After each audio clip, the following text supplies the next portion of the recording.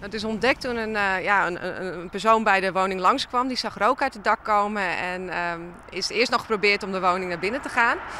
Maar het was al zo heet dat hij het eigenlijk niet meer aandurfde. Dus meteen de hulpdiensten gebeld en de brandweer kwam ter plaatse.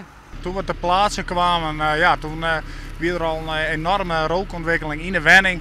En we eigenlijk nog onverantwoord om naar binnen te gaan. Maar ja, er zit nog wel een slachtoffer in, dus we zijn begonnen met de ruiten er boeten nu te tekenen. En bij het laatste ruit wat we eruit sloegen, vonden de manschappen het slachtoffer en die hebben er maar een snelle grijpredding uitgekregen. Maar de help kwam te laat voor deze vrouw? Ja, de help kwam te laat voor deze vrouw. Daar kwam wel snel achter.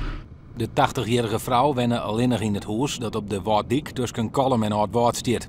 Hoe het vuur ontstaan kon, bleef voor eerst nog een raadsel. Zowel de oorzaak van de brand niet als de oorzaak van het overlijden niet. Dus of de vrouw door verstikking om het leven is gekomen of dat het was dat ze voor de tijd al overleden was, dat moet allemaal nog onderzocht worden.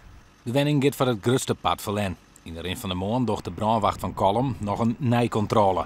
Dus, dat wil zeggen, er werd al iets brandhaatje. De politie die heeft ze alarmeerd en die vertrouwde toch net. En daarom ben we weer even hier om wat nabeliswerkzaamheden te doen. De plak is nu afzetten, zodat de technische recherche de komende dagen de correcte tadracht naar de brand en de deur van de bewenster onderzoeken kan.